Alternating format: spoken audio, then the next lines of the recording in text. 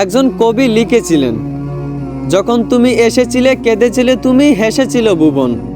এমন জীবন করিও গঠন, মরিলে হাসিবে তুমি কাঁদিবে ভুবন। এমন জীবন করিও না গঠন, মরিলে কাঁদিবে তুমি হাসিবে ভুবন। আসলে এই কথার দ্বারা কবি আমাদেরকে এইটাই বুঝাইতে চাইছেন যে যখন আপনি দুনিয়াতে এসেছিলেন তখন আপনি কান্না করতে করতে আসছিলেন, কিন্তু আপনার আসার খুশিতে পুরো দুনিয়া হেসেছিল। এই জন্য কবি বলেন, যতদিন এই দুনিয়াতে বেঁচে থাকবা নিজের জীবনটাকে এমনভাবে গঠন করবা যেন তুমি মরার সময় হাসি মুখে মরতে পারো, আর তোমার মরার ব্যথাতে পুরো দুনিয়া কান্না করে।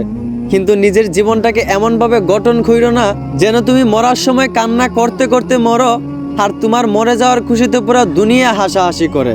নিজের জীবনটাকে এমনভাবে গঠন করবেন যেন আপনি মরার পর মানুষ আপনার বদনাম না, কান্না করতে করতে আপনার গুণগান গায়। আশা করি বুঝতে পারছেন। ধন্যবাদ।